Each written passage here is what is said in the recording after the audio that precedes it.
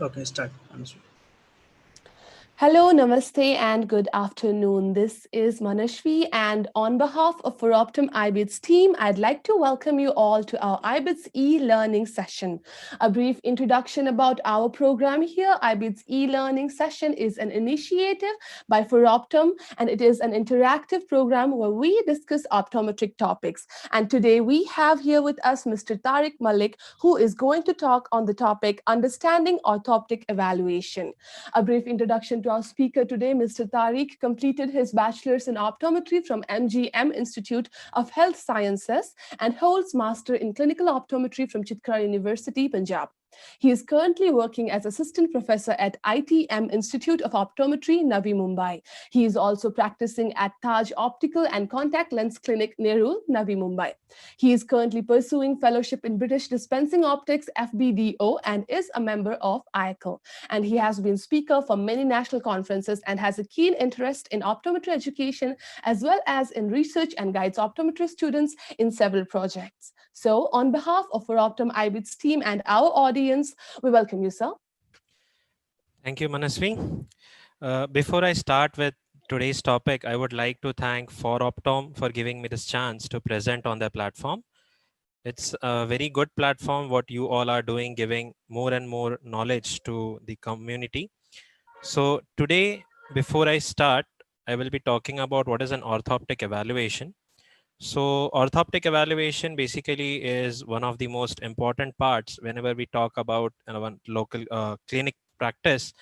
So in orthoptic evaluation, when we say it should be a part of your routine practice as well. Some of the parts of this evaluation should be done routinely with each patient so as to understand that if it does the patient require more test or not.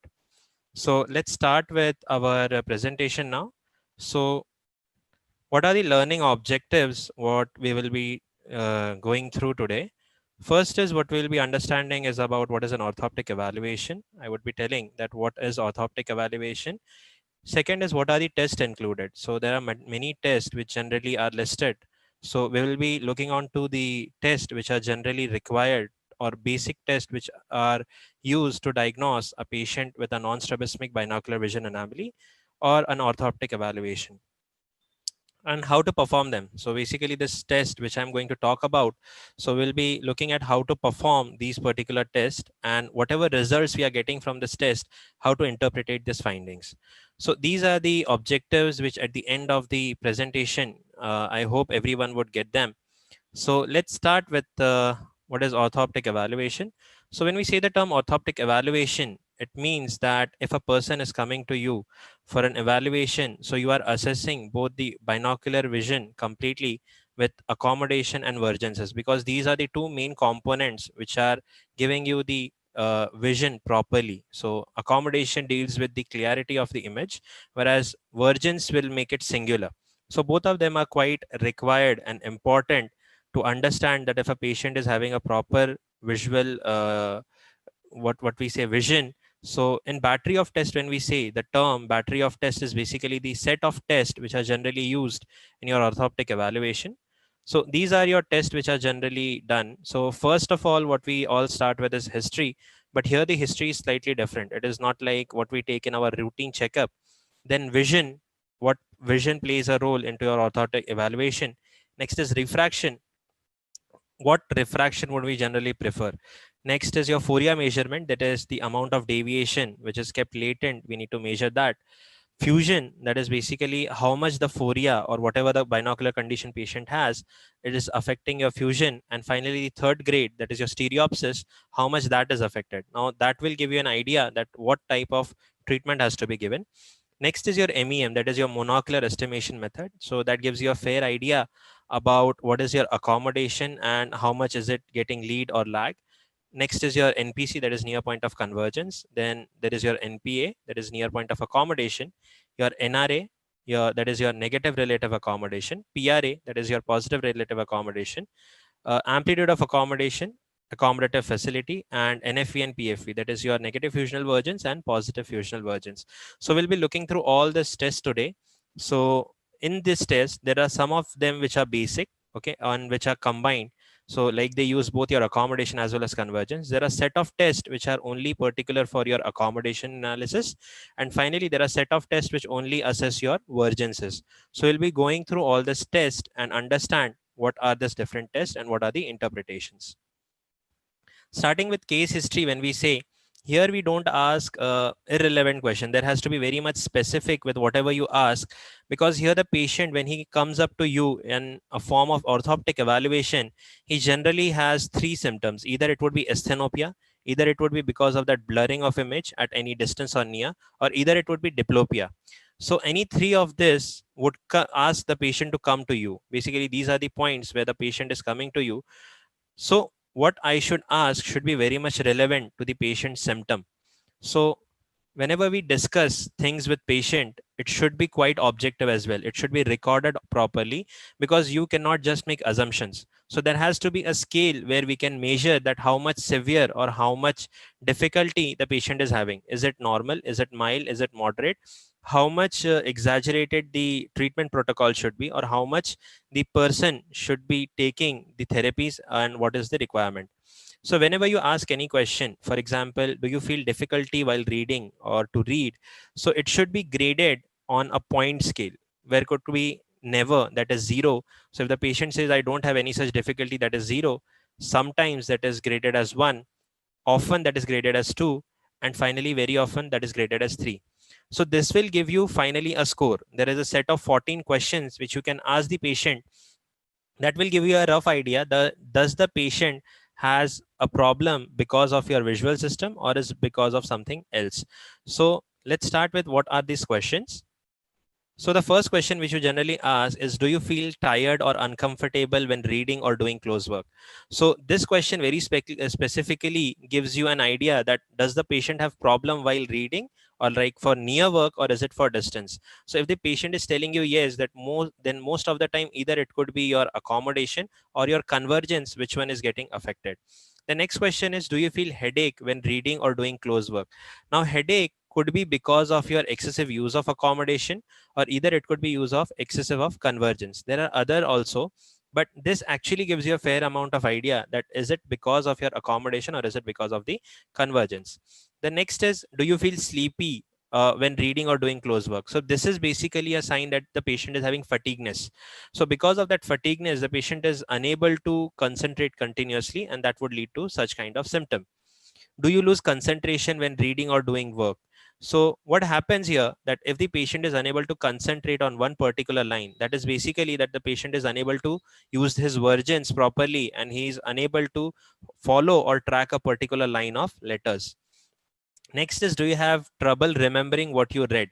So if your saccades and pursuit, which we generally see, is not proper, then every now and then the patient might forget that where exactly was his point of fixation, and then he would have the problem that where was I reading that I'm unable to find. Next is that, do you have double vision? Now this gives you a very clear cut idea that the patient is having a problem in vergence. The moment the patient tells you that I have a double vision while reading after 10 or 15 minutes, so that gives you an idea that the patient is having some problem. Either it could be convergence excess, or either it could be convergence insufficiency. So that will give you an idea that the patient is having a problem with his convergence. Next is, do you see the words jump, swim, or appear to float? Now this again could be because of mix, that is either overuse of accommodation or because of the convergence. Next is, do you feel that you read slowly? Now this point very clearly makes you understand that because the patient requires more stimulus of accommodation to clear a particular line, he will obviously read slowly. Every now and then he shifts his word, the word takes time to clear out, and that is leading to a slow reading procedure. Next is, do you ever hurt or feel sore when reading or doing a close work? So does the patient feel soreness around his eye? Does he feel that he is hurting, rather the eyes are hurting, or burning sensation? Now that is again also a point where it would show you that the patient is having fatigueness. Next is, do you feel a pulling effect, or rather feeling around your eyes while doing close work? So we all know that when we excessively use our accommodative muscle, that is a ciliary band which is being used, that will exert a pull around your eye, which is many time patient says that there is heaviness around my eyes. Next is, do you feel or notice words blurring or coming in or out? So when we say that it's term in or out, that is basically because of your excessive use of accommodation. When you use this accommodation, there is a plane of accommodation which we say. So when the patient is using excessively accommodation, and many times what happens, if there is a convergence insufficiency, the patient tries to accommodate more so as to he can do your accommodative convergence. Now again, that would also lead to the same effect. Next is, do you lose your place while reading? Again, the same. If the patient is unable to track the letters properly, he will have the same problem. Next is, do you have to read the same line of words when reading? So many times, if you are not following or not tracing the letters properly, this commonly happens. And do you avoid reading or close work? Now this is generally seen in small children. They generally, whenever have such problem, they try to avoid, or rather in adults, when we see, what they do is they keep their system, or rather they keep their books a bit away at a further distance so as to compensate for whatever problem they are having. The next is vision and refraction. Now, vision and refraction is one of the most important part in your orthoptic evaluation. So many times a common problem or common mistake I have seen, that many times people just see if the vision is 6/6, that means there is no point of refraction. That is completely wrong, because if the patient is having some amount of latent refraction left, or latent what we say your what latent hyperopia, so that could actually change the complete evaluation, because that small amount of hyperopia which the patient is correcting by his own accommodation will interfere with all the tests and give you over or under readings. So that could interfere with the MEM readings, that could interfere with your NRA, PRA and everything. So whenever we say this vision has to be taken properly, and even if it is 6/6 parts, still go for the refraction. Now, one more thing, many times we have seen that while doing so, many people say, just forget the taking your near vision. So now we say that near vision is again very important. Now, as you saw in the earlier questionnaire, most of the problems which were written were regarding the near. Now, when you are giving for near vision, just not only your booklet, the one which you have for reading, ask your patient to read a newspaper for at least 2 minutes. That will give you an idea that even if the patient is having some problem, that will take a bit time to get obvious, because initially if you show simple one word, the patient will easily read, but when you ask him to read continuously, that might show you the defect which is present. The patient might tell that no, I cannot see the next line, or rather it takes time for me to see the next line. So vision is actually a very important part here, and I would rather say it is always preferred to have a cycloplegic refraction done. So because if there is any latent amount of refraction present, that can be done, and the patient should be given the complete refraction. The next point which we see is a very important point whenever we are detecting Vergence problem, because Phoria measurements lies to be one of the most important clues that will give you that is it a divergence problem or a convergence problem, is it for distance or is it for near. So Fourier measurement, when we do, is your two types that you can do it qualitatively and quantitatively. So when we say the term qualitatively, so qualitatively it can be done with the help of your Maddox rod, a very simple test. You place the Maddox rod, what we say, your horizontally, and then you ask the patient that can he see a dot and a line. And depending on the interpretation, you can find out is it an iso deviation or an exo deviation. So the simplest way to understand is your crossed and uncrossed phenomenon. So whenever we say, I have a simplest synonym that in exodeviation, there is an X present. That means it is crossed. So crossed means the eye which has Maddox, for example, here it is the right eye which has the Maddox, the patient will tell that the line is onto the left side. That means it has crossed the nasal line or the visual line, and it is being seen onto the opposite side. So if it is a cross deviation which patient is telling you, that means it is an exodeviation. Whereas if it is an uncrossed deviation, for example, the patient says the line is onto the right side and the dot is onto the left side, the same side the line is present, so that will be your iso deviation. So this gives you qualitatively that what kind of your deviation the patient is having. After that, which you can do is doing a quantitative examination. So once I know that it is a iso or an exo deviation, I can use the prism bar cover test to find out the amount of deviation. So the simplest idea is to keep the base opposite to the deviation. Okay, so if it is an iso, you will take it base out. If it is exo, you will take it as base in, and then you will do the according your prism bar and cover test, and you can find out the amount of deviation which is present. The next is fusion. Now, why fusion is being tested here? Because as we saw, it is a latent kind of deviation. So how much that deviation is affecting my fusion and stereopsis. So the moment it will deviate my fusion, automatically it will affect the stereopsis. So many times we see that the patient does have an amount of phoria, but he has good control, or because of the good, what we say, motor fusion, the patient can easily make it again single, and he has no such obvious defects. But because of the excessive use of motor fusion, the patient will have asthenopic symptoms. So in fusion, generally what we see is your worth 4 dot test. I hope everyone, whoever is attending right now, might have done this test once, or at least might have read or seen this particularly.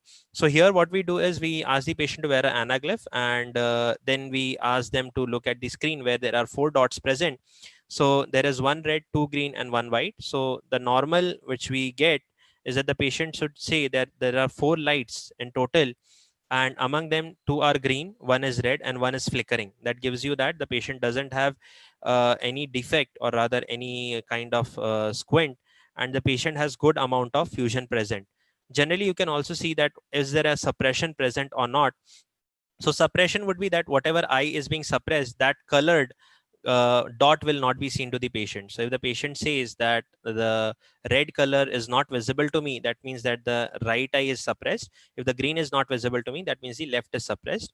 And in terms of your deviation, if the patient has any squint or any phoria, and if there is a diplopia present, the patient will tell you that 3 dots are one side and 2 dots are on the other side. Again, the same concept of your crossed and uncrossed deviation here. So if the patient says the red is right in front of the right eye and green is right in front of the left eye, that means it is an uncrossed deviation, suggesting you that it is ESO. Whereas if the vice versa is there, the patient has exodeviation. So this is an instrument right in front of you which is used for near. Now fusion, not only for distance, but you need to also check if the fusion is same for your near. Many times what we see, the fusion is intact for distance, but because of the problem in convergence, the patient has lesser amount of fusion, or fusion is deteriorated at a near gaze. So generally this torch, which has 4 lights, again you do the same procedure, but this is done at 40 centimeter, and you ask the same interpretation. The next is your stereopsis. Now, stereopsis will tell you about how the treatment protocol, or how rigorous the treatment protocol has to go, because here we understand that the whatever concepts we are talking about, binocular singularity, fusion, and everything, is it giving you the final thing, that is what is your stereopsis, and is it present? And if it is present, up till what extent is it present? How much the patient can cope up with whatever problem he's having. So in stereopsis, again, we have 2 types. So there is something, this already every one of you might be knowing, Titmus fly test and your circle test. So there is a drawback in this test. This is called as a local stereopsis test. Why local? Because here what phenomenon we use it, we use the same image and slightly displaced with one another. So any patient who doesn't have proper amount of fusion and stereopsis can also pass this test, because of the monocular clues which are seen here. So even if ever you have noticed that even without your Polaroid filters, you can tell which one is having the decentration. So that is the monocular clues are present. So even a patient who has some amount of squint can pass this test, and that is one drawback. Whereas the other test which we generally see is your random dot stereo test. This is called as your global stereopsis. Now global stereopsis means here the dots are placed randomly and there are no monocular cues. So global stereopsis will give you a much more accurate reading that what is the exact amount of your stereopsis present in the patient, how good the fusion is helping him to see an image into a depth perception, or what we can say as the 3D view. Whereas local stereopsis, as I said, the patient can have a slight tilt or something, and he can find out that which one of the particular object is having a depth perception. So it is easier to cheat into your local stereopsis, whereas in global stereopsis, you are unable to do so. The next point is near point of accommodation. Now near point of accommodation stays very important here, because this gives you a rough idea about, is the accommodation playing well, is it excess or is it less. So how we do this procedure? Simple. RAF ruler, what you can use is, so what you do is you put a near reading chart over this particular thing, and then you ask the patient to read one line lesser than the best line possible. So the patient is can read N5, so you ask him to read N6. If he's reading N6, you ask him to read sorry, N8.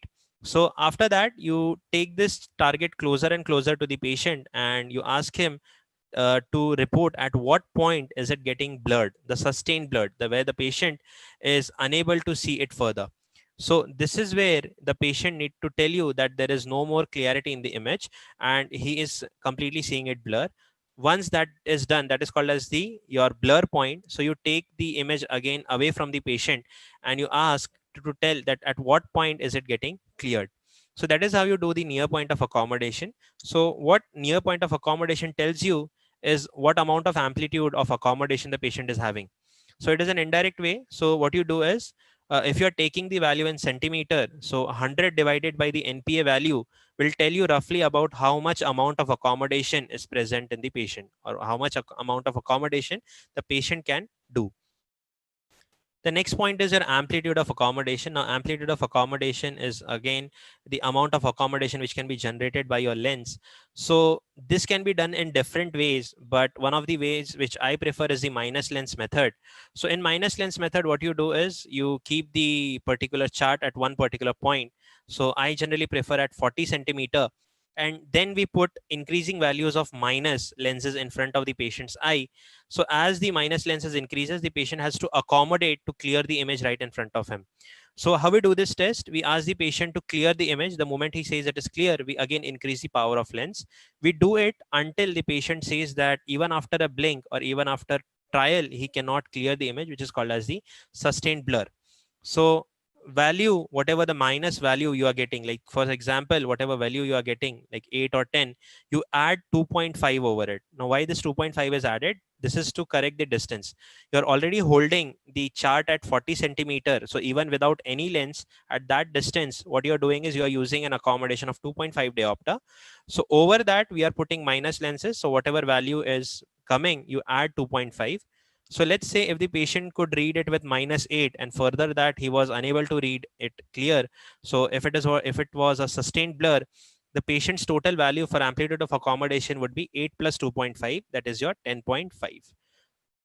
So how do I understand that is this value normal, below normal, or above normal? So because we need to understand that is it accommodative excess or accommodative insufficiency, or is the accommodation normal? So there is something called as a Hofstadter's formula, which says that the average value should be 18.5 minus 1/3 of age. So whatever the age you have, you divide it by 3 and subtract that value from 18.5. The value which you will be getting should be the average value of accommodation in that patient. So now what is the standard deviation? Like for example, you are getting a value, but there has to be a standard deviation because we have done it in a big population. So a standard deviation of around plus or minus 2 diopter is quite accepted. So whatever value you are getting, plus or minus 2 diopter, if your value is ranging within it, so then the value is normal. Minimum value. So that was about average value. So what should be the minimum value, or rather the least value of accommodation which should be present for a healthy individual? So it should be 15 minus 1/4 of the age. So whatever value of the age is, you divide it by 4. So like for example, it is 20, you divide by 4, that comes 5. So 15 minus 5, 10. So 10 is the value of minimum accommodation which should be present. So I hope everyone understood about what the amplitude of accommodation is. So just a question for all of you, that let's say a 15 years old patient gets a sustained blur at -7.5 diopter at a distance of 40 centimeter. So as compared to the average value, the patient will have normal, reduced, or an increased value. So just give your answers into your comment boxes. So let's see if you understood it properly.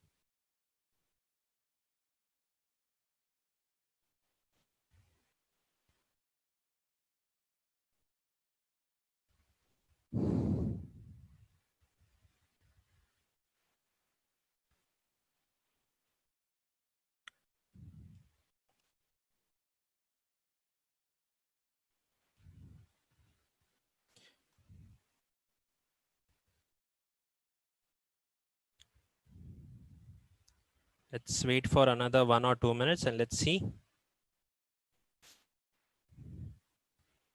Just to add something, someone asked about what is the normal range of NPA. The normal range of NPA would rather depend on the age. As I already said, it is age dependent factor.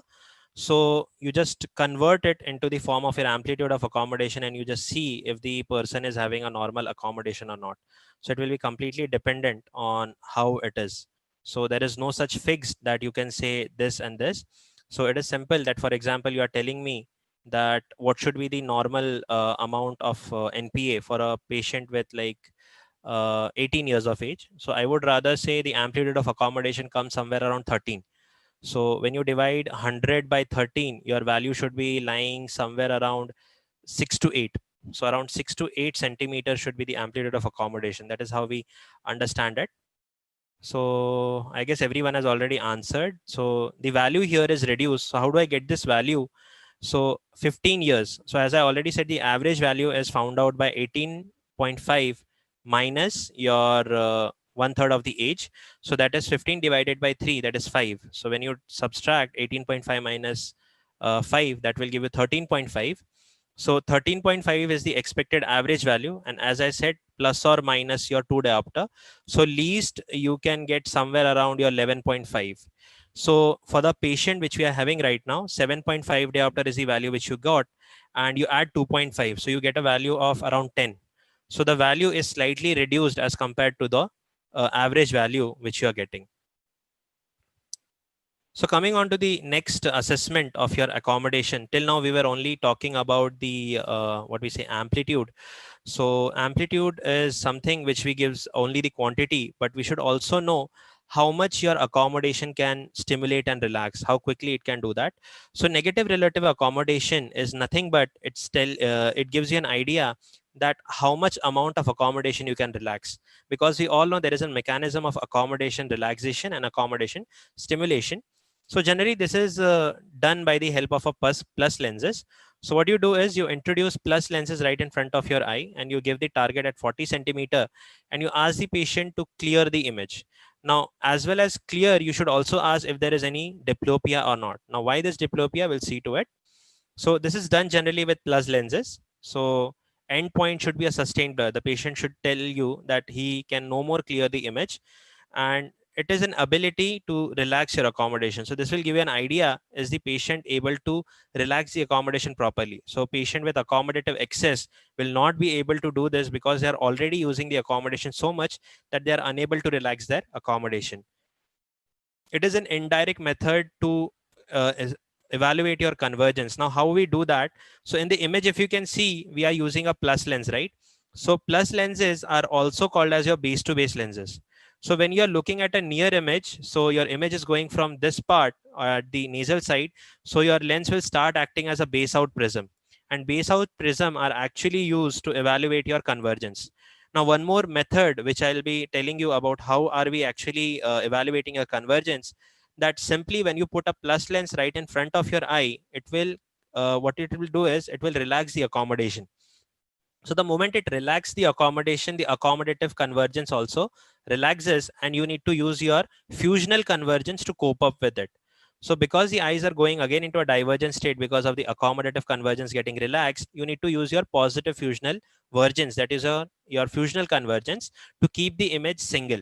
So what generally we see, two patients are unable to do this test. Either if you have a accommodative excess, if you are unable to relax your accommodation, or else if your convergence is less. So if your PFV, the value of positive fusional vergence, is less, you will be unable to converge properly. And if you are unable to converge, this plus lenses will make it difficult for you to keep the image single. And rather than blur, the patient will quickly tell you that it is not blur, but it is double for me. So that tells you indirectly that the patient is having a problem in his convergence. So expected value for this is your plus 2.5 diopter. So these are the values which I have taken from your clinical orthoptics book, that is from Shimon's. So next is your positive relative accommodation. Now, what is a positive relative accommodation? It is just opposite of your negative. So when I say the term positive relative accommodation, that means how much I can easily accommodate, or rather how much easily I can generate the accommodation. So simply it is done by with the help of your minus lenses. So in minus lenses, what happens that whenever I put a minus lens right in front of your eye, so to clear the image, or rather to counter that minus power in front of your eye, you will induce some plus power with the help of your accommodation. Or rather, in short, if I say, you will accommodate to cancel out the minus power effect in front of your eye. The moment you do that, you will start converging at the same time, because if you're accommodating, you're also converging. So it is the endpoint again the same, it will be sustained blur. You ask the patient to tell you at that point where he cannot clear it, which further effect, or rather further efforts, he cannot clear the image. Okay, so here the ability to stimulate the accommodation is being assessed, and also it is an indirect method to assess your divergence. I'm really sorry, there is a problem here. So it is basically to see the amount of divergence, how much you have. So what happens here, that when you put a minus lens right in front of my eye, I start accommodating, and the moment I accommodate, I also converge. The accommodative convergence is a part of it, and it will start acting. And to counteract that convergence, you need to keep the eye straight, and you will use your negative fusional vergence. So because of that excessive convergence which is happening because of your accommodation, the diverging muscles need to start acting and keep the eye into same earlier position. So with the help of minus lenses, you are assessing your negative fusional vergence or the divergence ability. Also, one more point to understand, that your minus lenses are nothing but these are your apex to apex lenses. The lens is thinner at the center, so they will act as a base in lens. So when you look at a near object from the sides of your lenses, like at near point of fixation, it will start acting as a base in lens, and these lenses will give you the value of your divergence. So generally, the expected value what we stop at is minus 2.5, but that will depend. Now again, it will depend on the amount of divergence which you are having, that how much amount of your PRA value you can do. So also it will depend on to the amplitude of accommodation. If my amplitude of accommodation is good, and if my negative fusional vergence is good, I can go further higher than minus 2.5. So many times what we see is that the patient can go up till minus 6, minus 7. That means he has good amount of divergence ability. But many times the patient has good amount of amplitude of accommodation, but he's unable to go up till a higher power because he doesn't have good amount of divergence ability. Coming on to the next point, that is your accommodative facility. Till now, what we were talking about is the amount which can be generated, or how quickly you can your stimulate, or how quickly you can relax your accommodation. Now, when we say the term accommodative facility, this means how quickly you can stimulate and how quickly you can relax your accommodation. So not only the quantity of your accommodation, but its quality also matters. Like for example, I'm sitting at an office desk and I'm looking at my PC or computer, and then suddenly I have to look at a distance. So it should be very rapid, that I can accommodate and relax at very quickly or very spontaneously, to give me a proper binocular vision effect, or rather a proper vision for me, which is not giving me any problem. Many times what happens, that the patient comes to you and complains that I can see distance and near both clearly, but it takes time for me to clear it out. So that means the patient has amplitude and he has good amount of accommodation and relaxation, but at the same time he's unable to do it very quickly. That means the facility is not very good. So how it is done, we generally use flippers, or what we call as the accommodative flippers. So these have set of your plus lenses on one side and minus lenses onto the other side.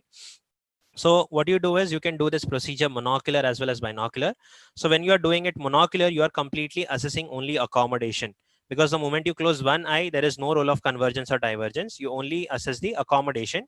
Whereas when you do it binocularly, it gives both accommodation as well as your convergence and divergence both to play. So as I explained earlier in NRA and your PRA, that you use accommodation as well as your convergence and divergence whenever a set of lenses in front of your eye, the similar concept is used here. So the expected findings within 1 minute should be somewhere around 8 CPM or more. So now what is 8 CPM? So one plus side and one minus side is taken as 1 CPM. So if I read once with plus side and once with minus side, that is 1 CPM. Or the other way, what you can do is you give the patient a chart at 40 centimeter and ask him to read. Now introduce this flipper right in front of the patient. Start with plus. Ask him if he can clear out the image. The moment he clear it out, that means that the patient has cleared, and then you change it. The moment he says clear, then you need to change, go on to the minus side. The moment he says again it is clear, you change on to the plus side. And you repeat this for 1 complete minute. So the other way, rather calculating the CPM, is you just calculate how much flips you are doing. Like for example, 1 plus, 1 minus, 1 plus, 1 minus. So total 4. So total 4 flips you have done divided by 2. So that will give you the amount of cycles per minute. So whatever amount of flips you are doing, divided by 2, and you will get the value. What are the other findings which we generally get it? Lesser than 5 cpm and slow in both plus and minus. That generally happens if your vergence are not quite good. You are unable to do your either the accommodation or the convergence or divergence, which are not acting properly. 0 cpm and can't clear the proper lens. So what happens here, if you can't clear your plus lenses, that means as I said earlier, plus lenses, what we assess in plus lenses, either it is your accommodative excess, your accommodative excessively, or either you are not converging properly. So if your accommodation is too much, or if your convergence is not working properly, you will not be able to clear the plus side, and that is counted as 0 cpm because you are not cleared the image at all. The second is 0 cpm and can't clear minus side. So when this happens is the patient is unable to accommodate. Cases in accommodative insufficiency, or else if the patient has divergence insufficiency, the patient is unable to diverge, or the negative fusional vergence is not working properly. And finally, your 0 cpm, that is your with plus and minus both the patient can't do. So there is something called as your accommodative infacility, where the patient is having good amount of accommodation, but he's not very well with the accommodation stimulus and relaxation. So this generally happens, or these are the common findings which we find in your accommodative facility testing. In the next slide, I'll be showing you how this test is done. So here the patient is being tested for monocular facility. So if you see, the patient is asked first to read with minus and then he's being used to plus. Now here the patient is unable to answer with plus side, and she's taking time. So because time is more taken, and here it is a monocular test, we are assessing the accommodation. So as I said earlier, plus lens will be problem when you are excessively accommodating. So because the patient is excessively using the accommodation, she's unable to relax it, and because of that she's taking more time to clear the plus side. So the moment you see minus side, why is it getting very clear, easily clear? Because already she's using lot of accommodation. So this is how you do. You repeat the test for at least 1 minute, and then you find out that how much time the flips were done, and you divide by 2 and you get the CPM, or the cycles per minute.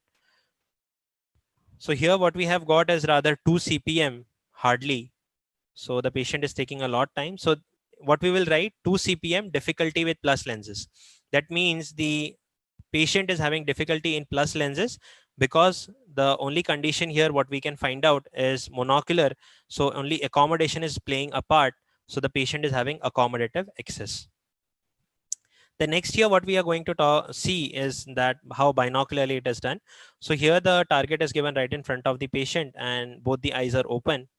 So what you do is you ask the patient to tell you the moment it is clear. The moment the patient says it is clear, you will flip the lens and then ask for the other side and see how much time is again taken. So the moment it is done, you flip it. So if you see here, the patient previously was having difficulty with plus side, but here she's doing quite easily, because of the fact that if your accommodation is not working properly, your convergence helps to it. Your convergence and divergence. We all know there is a triad, that accommodation, meiosis, and your vergences. There is convergence. So when accommodation is unable to do so, your convergence will help you. So many times what happened, we see a big difference between the monocular and your binocular facility. So generally, if the patient is having only your accommodative problem, he will have more of problem in monocular. Whereas if the patient is having a convergence, or rather what we say a vergence problem, binocular will be more lesser or difficult for the patient. So I hope everyone understood that. Next point is your MEM retinoscopy. Now MEM retinoscopy is again very important tool to assess what is your accommodation. Is it leading or lagging? So is the accommodation being excess? Is it normal, or is it below normal? Also, not only your accommodation, but also your convergence will play a huge role, because indirectly it is assessed here.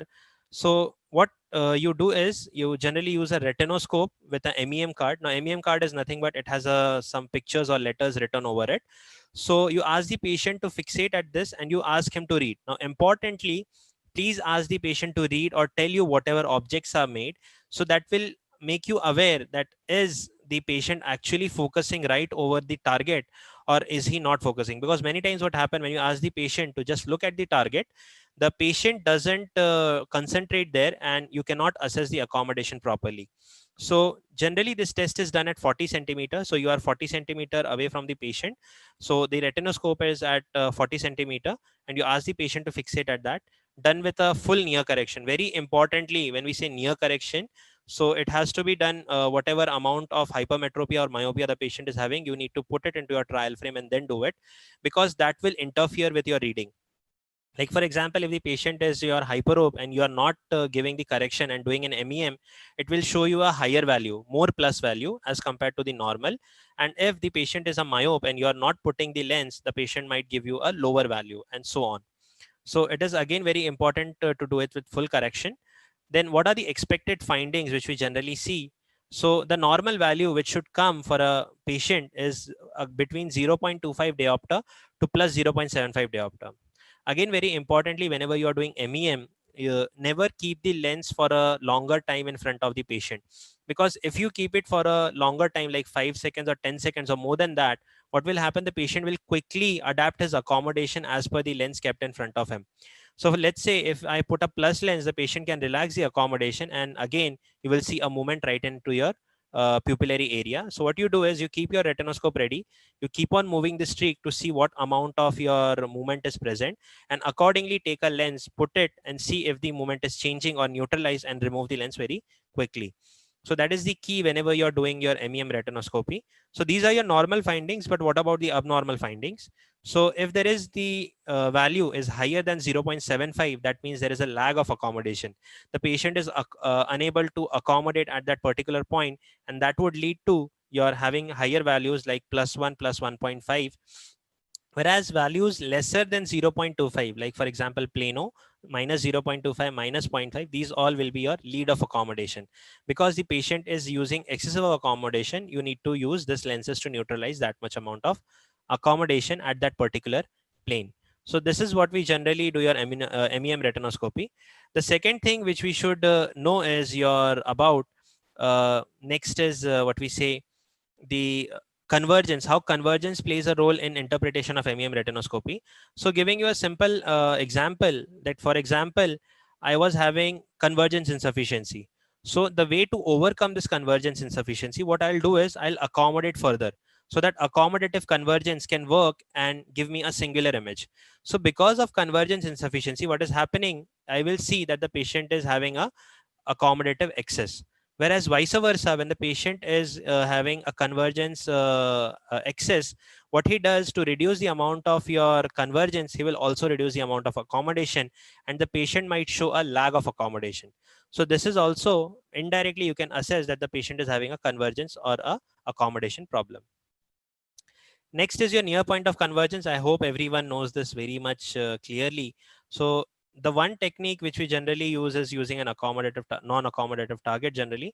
So you show a pencil or a pen or tip of a pen. Many times we use a small torchlight and ask the patient if to say that the moment it gets double. Now there is a difference between this and this test. This is called as the PLRG, that is pen light and red green test. So in the first test which was shown, the patient can still use his what we say, the amount of motor fusion, or rather the sensory fusion, to keep it single. But the moment you use your pen light and green method, the complete fusion is broken, and rather what we can say, it is dissociated, and you can get a better value, or rather the exact value, that is the patient having any problem or not. Many times you can find out that in the first method you get a normal value, but the moment you do a PLRG method, that is pen light and green method, the amount of Phoria becomes manifest, and the patient gets a receded value of your NPC. The normal value of NPC should range somewhere between your, as per the Shimon, or rather the different books, it is rounding between 3 to 5 centimeters. Now also there is a standard deviation of around plus or minus 2. So depending on different studies, they have different values, but most of these studies say somewhere between your 3 to 5 plus the standard deviation. So if you want to get a better value or better understanding if the patient is actually having a problem or not, PLRG is the method which should be used, I suggest. The next is about your negative fusional vergence. So negative fusional is nothing but your assessment of the divergence, or rather how much you can diverge. So it is done with the help of your basin prism. So this can be done both for distance as well as for near. So what you do is you put a base in prism that with the help of your prism bar, you keep it at base in, and then you ask the patient to look at a particular line target or any singular target which is non-accommodative in nature. So that shouldn't be a letter or anything. It should be rather preferable if it is a line, and you ask the patient to tell you if that is double. The moment it is double, that means it is a break, and you reduce the prism bar again to ask him when it becomes single. So it is assessing your amplitude of divergence, how much amplitude or how much amount of divergence you have. The expected findings which we have as per your again Shimons is distance. We get a break at 7 plus or minus 3 prism diopter, recovery at 4 plus or minus 2 diopter. So these are the reading for your distance. Whereas for near, you generally have a reading of 13 plus or minus 6 and recovery at your 10 plus or minus 5.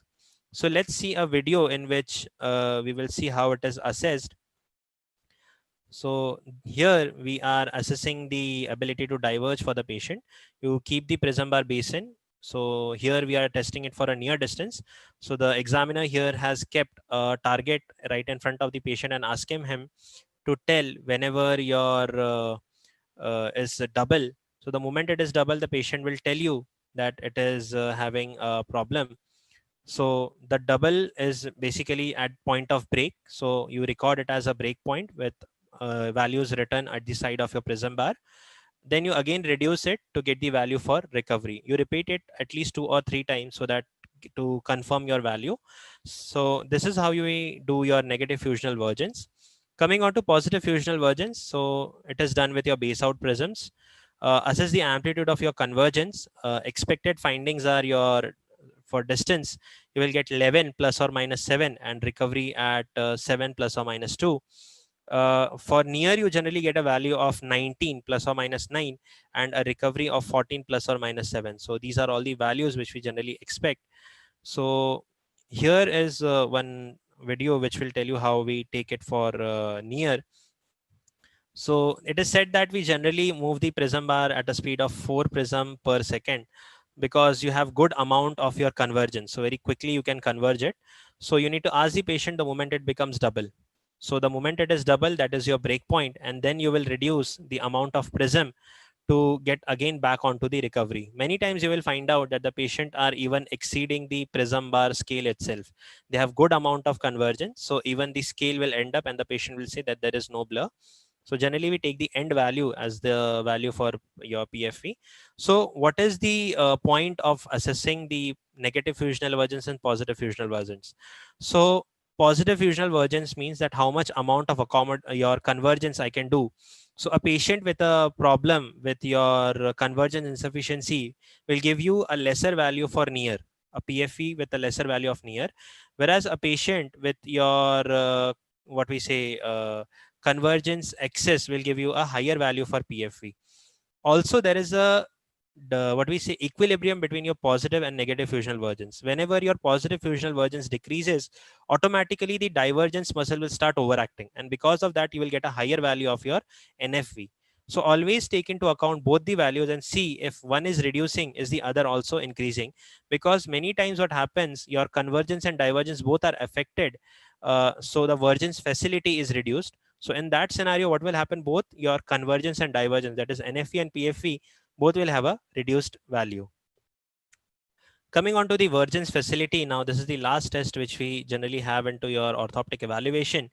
So this is done basically with the help of your prism flipper. So Vergence flipper, which we say. So here we use a prism bar which are attached one over the other. So one is a 12 prism base out, which checks your convergence, and then there is a 3 prism base in, which is your for your divergence. So what you do is you keep a particular line target right in front of the patient at near, and then you keep your prism moving up and down. So the moment the patient says it is single, you will change it to your base in. The moment he says again it is single, you will change it to the base out. So generally this is how the prism looks. So you can keep it in hand as well as you can use a rod to attach it.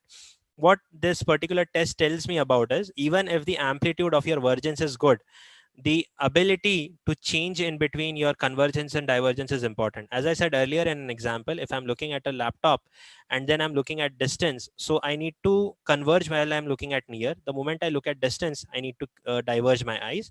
So if I'm unable to change the vergence facility, or rather I cannot change the vergence very quickly, that will again give me problems in my daily routine. Even if it is getting clear, but if it is double, that is again a problem for me. So this is how you generally assess your patient with an orthoptic evaluation.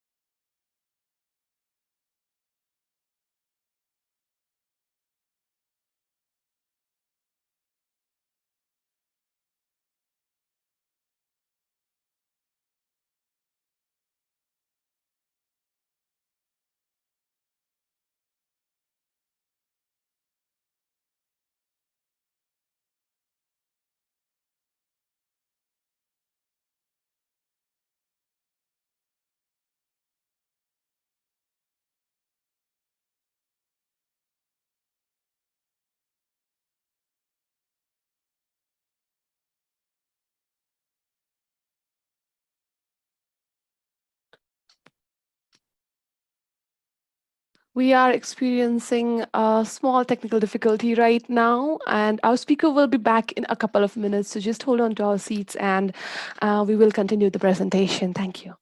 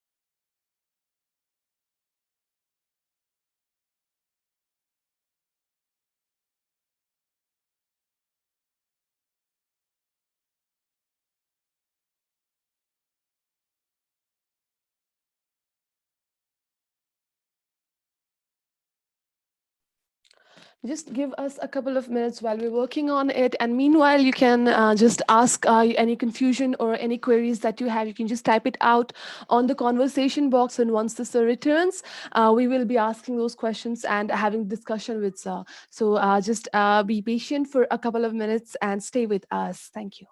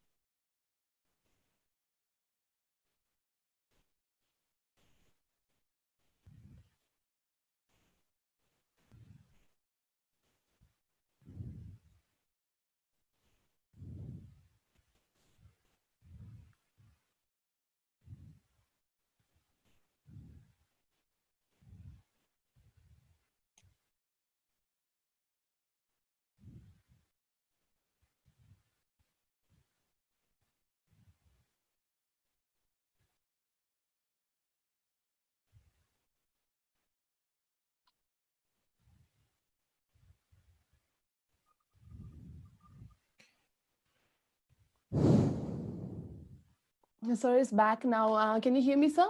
Yeah, I can hear you. Okay, sir. Shall we continue? Yeah, we can continue.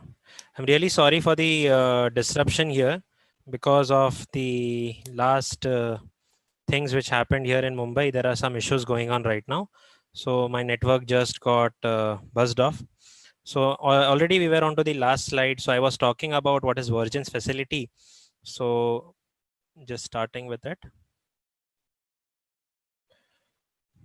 So Vergence facility, as I already said, we are using a prism of your 3 base in and 12 base out. So here simple, what you do is we already checked with NFV and PFV about what is the amplitude, or rather what is the quantity of your convergence and divergence you have.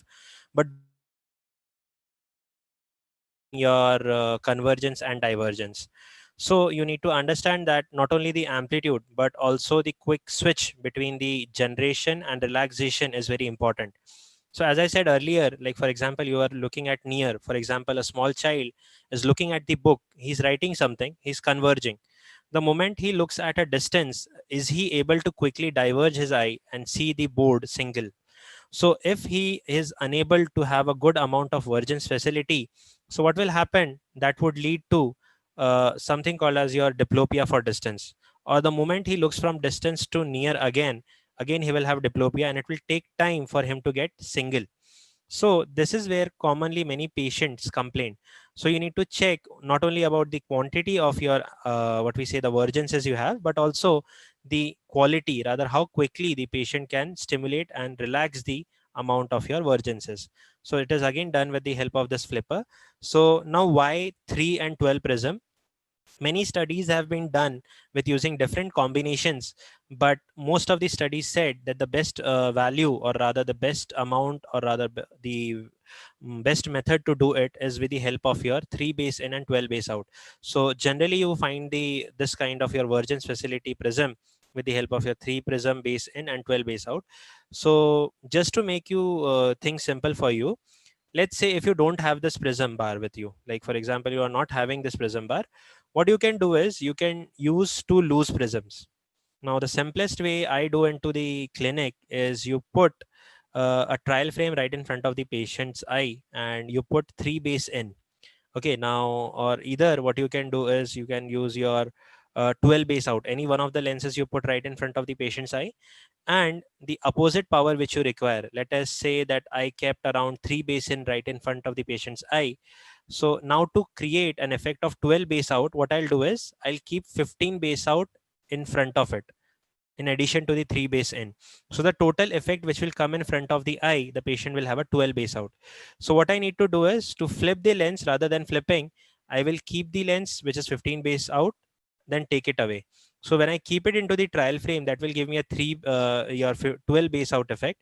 The moment I remove it, it will again be a 3 base in effect. So that is very simple how you can do it. Or else if you are unable to do with that method, you can take two prism, loose prism into your hand, take it one over the other such that 3 base in is your inside, your 12 base out, and you can just keep it up and down. Very easy method and very easy to assess your patient's Vergence facility. Simple, you do it at near because you cannot ask your patient to look at distance directly. So generally this test is performed at near, so you give a line target to the patient and perform this, and you can get that what amount of Vergence facility the patient has. So the normal reading which ranges is somewhere between 4 to 6. Now again there is a standard deviation in many books. So normally a patient should have a good amount that is between 5 or 6, that is quite acceptable. So in different literatures different number of values are given, but 4 to 6 is quite acceptable. Lesser if it is, then you understand that the patient has Vergence infacility. So the patient has to be given exercise such that he can very quickly relax and generate the amount of convergence and divergence. So this was the last test which we have in your orthoptic evaluation. So I would thank everyone who are present right now and whoever will be seeing it in future with the video mode. So thank you for your patient listening and your attendance in such a short time, and also giving your important time in such a busy schedule. I hope every one of you understand the techniques of your orthoptic evaluation. So once you understand the way we evaluate it, we can apply the particular amount of knowledge to diagnose. that what the patient is actually having. So once you get this results of this data, then you can group the data and actually diagnose the condition, because a correct diagnosis will lead to a correct treatment plan. So doing the evaluation is one of the most important pattern. So if you don't do the evaluation properly, then you will land up with a misdiagnosed factor, and that would lead to a wrong treatment, or rather an inappropriate treatment for the patient. So thank you everyone, and with this I would end my lecture. Manasvi, over to you. Thank you so much, sir. That was a wonderful presentation, and I'm sure, like me, our audiences have also immensely enjoyed it, which is pretty much visible with the responses here. And so, with your permission, I'd just like to move on to the discussion. Yeah, sure. So, the first question we have is from Miss Anjali Shaha, who wants to know why it is necessary to evaluate the sensory fusion first. Sensory fusion, when we say, now for example, as I earlier said, that motor fusion and sensory fusion are two different aspects and they work with each other. So if, for example, you have good amount of motor control, but you are unable to fuse it, like for sensory fusion, I need to keep the images single. So sensory fusion gives you an idea that if even the patient is having a phoria, is he able to use his sensory fusion and make it single? And if that is present, then there is a good chance that the patient can be treated very well. So let's say if there is a patient who has a good amount of your phoria and he is having a good sensory fusion at the same time, that means the patient has still the ability to control his whatever we say convergence or divergence. So the moment you start giving the therapy to this patient, the protocol would be different here. So whenever we plan a treatment, we need to understand what are the abilities the patient is having. Is he able to do it a sensory fusion properly? Is he able to fuse it? Because many times we see that the patient is aligning the eyes, but the sensory fusion is not present. The brain is unable to cope up. So then the line of treatment would be different. So that is why it is again important for sensory fusion to assess properly, because sensory will give you that what quality the vision is having, whereas quantitatively when I ask about the other ways, so that will only give you the quantity, that this much amount of singularity is present, that this much is the amount where the patient can see. But is the patient able to keep it single, or rather what we can say use both the eyes together? Because many times even after using your what we say your fusion, motor fusion, you start suppressing at one point. So sensory fusion is again a very important factor, because after sensory fusion, then only you can perceive what is called a stereopsis. I hope that would answer her question. Thank you so much, sir. Moving on to the next question, Ms. Deepshika Busal wants to know why the patient with diplopia see five light, that is two red and three green inverse four dot. And while we're on it, could you also explain to our audience the phenomenon, the difference between crossed and uncrossed diplopia in the words four dot, because a lot of our audiences are students. Okay, so answering the first question first. So they said why five lights. So simply what happens, the right eye, if I say the right eye is having red and the left eye is having green, so in a normal condition, what would happen, that the right eye can see only one light. Okay, so the white light which is present is actually seen by both the eyes because of the presence of your filter. So the white light is colored with red as well as green. The red light which is present will be only seen by the right eye because of the presence of filter, as it would occlude all the other lights except white and red. The green, the one which is present into your left eye, the green will only see two green, and it will not allow you to see the red one. What happens in a patient with diplopia, that both the eyes are actually working separate, they are not in coordination. What happens, the right eye is looking at the white dot separately, whereas the left eye is looking at the white dot separately, and they are coloring that particular object with their own filter. So what happens, the red eye, so the right eye is looking at two red objects which are on one side, whereas the left eye is looking at the three green objects which are perceived by it. So now what is crossed and uncrossed diplopia? So cross diplopia means when the object which is to be seen by the right eye is seen onto the other side of the eye, that is it crosses the visual area. So let's say that the patient is seeing five lights. So right being red, the red should be in front of your right eye, that is uncrossed. That means it is right in front of my eye, it is not crossing, so that is uncrossed. But if the right eye image, which is your red images, it is crossing on towards the left side, that means it is crossing the visual area, that is called as your cross diplopia. Now, to explain this, it is actually a big phenomenon. The simplest understanding which I can tell you is between the retinal correspondence, that is nasal and temporal retina. So when you are having an exotropia, what happens? The eye, which the fixation point which is coming, that is not coming onto your fovea, rather hitting your temporal, or rather what we can say the temporal retina. And because whatever is perceived onto the temporal retina will be seen onto the nasal side, that means it crosses it over. So that is the reason why you see your cross diplopia onto your exotropia. Whereas patients with EZO, what happens? The eye is moving inward, leading to the image to form at your nasal retina. So because the image is forming onto your nasal retina, the image will be right in front of the eye and onto the same side. So the simplest understanding for students, so if the right is having red and left is having green, so if the same color is present on the same side, that is called as uncrossed diplopia. Okay, so if the right side is having red images and green side is having your left images, so that is what is called as your uncrossed diplopia. And if they are crossing each other, for example, on the right side you see 3 green and onto the left side you see 2 red, so that means the images have crossed each other, so that is what is called as your cross diplopia. I hope that would give the answer to the question. Thank you so much for the answer, sir. While similarly moving on towards the next question, Mr. Janakiraman has a question. Miss, I think I don't know. Janakiraman has a question. In Flipper, which side is better to start with plus or with minus for both monocular and binocular procedure? Okay, for all the tests, not only about Flipper, it is about all the tests, whichever you do, it is always suggested to go for plus first, because we do not want your accommodation to get too much exerted or too much used so that it is difficult for you to relax.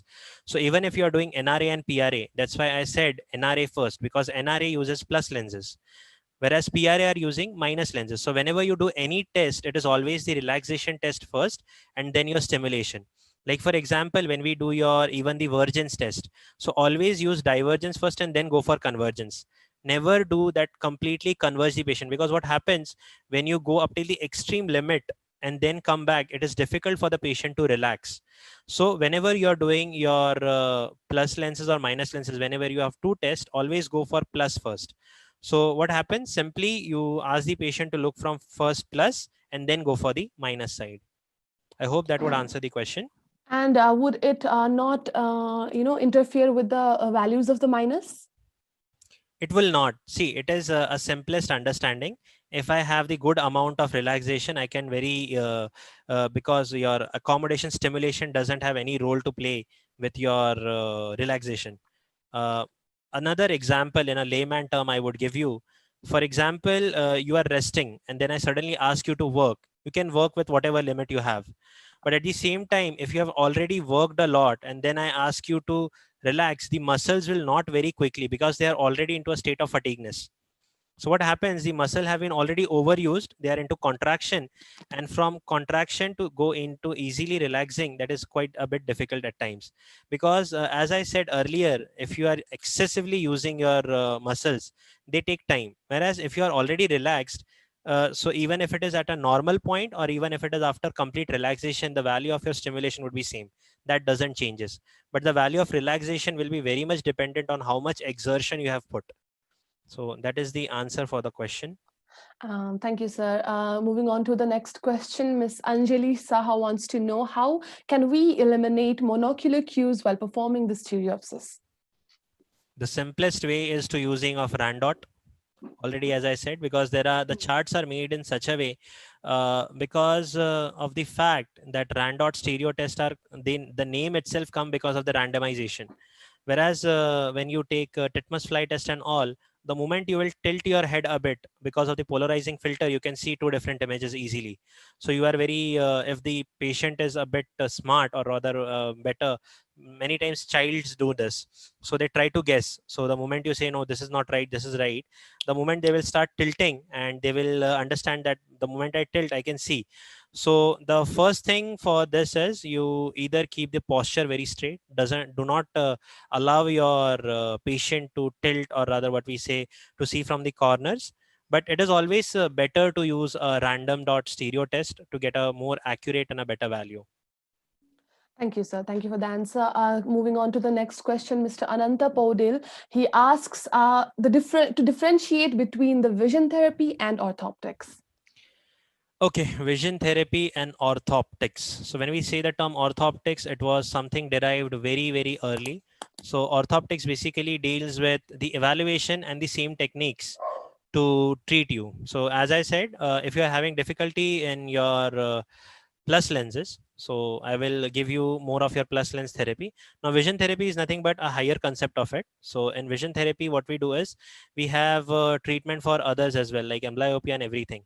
So vision therapy basically deals with the ability. So as a average, if I say, they're not very much different from each other, almost similar one on the other hand, but one of them have a lesser of your more of your, what we say, the evaluation factors. The other uses your rather concepts like neuroplasticity and everything. In orthoptics, generally what we see are accommodation and vergences mostly, whereas vision therapy, when we say, you have further more better ways, like your learning disabilities, then your amblyopia, and many other such things to be very well treated. So orthoptics, what we can say, it is basically dealing with the assessment of your accommodation and vergences and treating it with the same line of help. Like example, as I said, if I am unable to converge, what would you do? You would rather give me convergence therapies. So that is my problem, you are giving me the particular therapy. Whereas orthoptics, the way of orthoptics, when it is used in conjunction with treatment of your amblyopia, that is your vision therapy. Or if I would say, more or less they are quite same, but vision therapy uses more advanced techniques. I hope that is the answer. Thank you for the answer, sir. Similarly, the next question that we have received is from Miss Sakshi, who wants you to explain the direct and indirect tests of versions. Okay, direct and indirect test. I guess I have already explained it in the video. So direct and indirect, when we say direct is that when I'm directly checking your vergence without any accommodative target, like your NFV and PFV. So when I'm checking with a line target, so what I'm doing is I'm directly assessing that how much you can converge or diverge. And when I say the indirect method, so indirectly I can assess it with the help of your NRA and PRA, as already discussed, because the moment I put plus lenses in front of your eye, that will lead to reduce your accommodative convergence, and you need to use your fusional convergence to cope up with it, vice versa with your PRA. And indirectly with the help of your MEM also you can find it out. So what happens many time, if you see, you get a patient with a normal amplitude, as we checked with minus lens method, that the patient was having a very good amount of amplitude, but when you check with MEM, he's having a lag of accommodation. Now that doesn't correlate very easily, because already when I saw that the patient has a good amount of amplitude, then why this lag of accommodation? So now this lag could be because of that the patient is converging excess. So to reduce the amount of convergence, what the eye will do is it will reduce the amount of accommodation which is exerting. Vice versa with your convergence insufficiency. So if the patient has less amount of convergence, what will it do? It will start to accommodate more so as to attain more amount of accommodative convergence. So I hope that was the answer for direct and indirect test. Thank you so much. Thank you so much. So we're almost at the end of our questions now. The last question that we've accepted is by Ms. Shubhi, who wants to know why accommodation and convergence occur simultaneously and how do they occur? So to understand this, it is one of the most basic chapters of our optometry. So The triad, not, sir? yeah, the triad, but at the same time we need to understand what is vision. So we have not one eye, but we have two eyes. So two things which has to be very cleared. First of all, the clarity of the image. The image should be very much clear, as well as it has to be single. So to keep the image clear, what I use is called as accommodation, and to keep it single, what I use it vergence. So it has been developed within your human body that the moment you accommodate, so your brain knows that you are looking at something near. So the moment you are looking at something near, it gives you a particular signal from the brain centers to the Edinger-Westphal nucleus. There is a center called as the Edinger-Westphal nucleus. From there, there goes again a signal to your medial recti muscle that if I am accommodating for so and so diopter because of these senses which are coming from your ciliary muscle, so if I am accommodating for a particular amount, so that much amount of convergence is required to make it the image single. So how accommodation is triggered? It is because of a retinal blur. So the moment there is a retinal blur, or rather a blurred image, you will start accommodating. But the moment there is a diplopia or there is a double image at one certain point, The message is then received into your Edinger-Westphal nucleus to apply convergence or divergence to make it again single. So the triad itself says that simple, that whenever you will accommodate, the brain will send signals to two things, that is your pupil as well as your medial recti. The pupil will become smaller so as you can have a sharper image or a lesser pinhole effect, which will give you a clear image at near, whereas your medial recti will converge to make the image fall simultaneously onto your fovea and to keep it single. So that is how your triad works, or rather how accommodation and convergence works. Thank you so much for your answer, sir. I believe we're wrapped up with our questions now. On behalf of IBIDS and our audience, I'd like to extend thank you to Mr. Tarik Mallick for giving us your valuable time and the lovely experience that you have imparted on us today. So I'd just like to request you to share your experience on today's session. So I think it was a very good session. I loved the reply and every question and all the answers what I got onto the comment section. I was actually seeing it onto my phone itself. So I'm very happy that so many people interacted and so many people actually went through this. I just hope that it would be helpful for them to understand the objectives and principle of orthoptic evaluation, and maybe someday or rather into their practice they will imbibe some of the procedures. So as I said in the starting of my complete presentation, that some of the particular things can be actually taken into your routine practice. Like for example, it doesn't take much time to check your NPA and NPC, or neither it takes many big fancy instruments to assess the complete orthoptic evaluation. So next time whenever a patient comes up with a asthenopic symptom, please don't just do with the vision and say there is nothing problem. Rather, spend some time and do a complete orthoptic evaluation. That will give you a new aspect or a new concept, as well as increase your field of practice. Because many people think that practicing orthoptics or binocular vision is quite a tough job, but once you start doing it, it is quite easy. So I hope everyone would take this knowledge and apply it into their routine practice. And for those students who have attended it, they would have understood, or rather try to learn more about it with their respective faculties, and they have more questions and more understanding about it. So I would again like to thank ForOptom for me inviting me onto this platform and giving me the platform to share my knowledge onto orthoptic evaluation. I hope you continue with the same more on more topics. So would love to see you all again in some other lecture in future. So thank you, and it was nice time with everyone, and goodbye. Thank you so much. Thank you so much for your kind words, sir. It was an absolute delight on our part to have you here today. And this brings us to the end of the program. I would also like to thank our audiences for being ever so supportive, kind, attentive, and as always, interactive. On that note, I'd like to end this session. This was a live session and it will stay on YouTube for our audience's future references. Stay tuned for more sessions and programs by IBIDS and ForOptom. You can also visit us at www.foroptom.com for more information on ForOptom and IBIDS. Also, join us on social media, WhatsApp, Facebook, and Instagram. Stay home, stay safe, and have a great day. Thank you.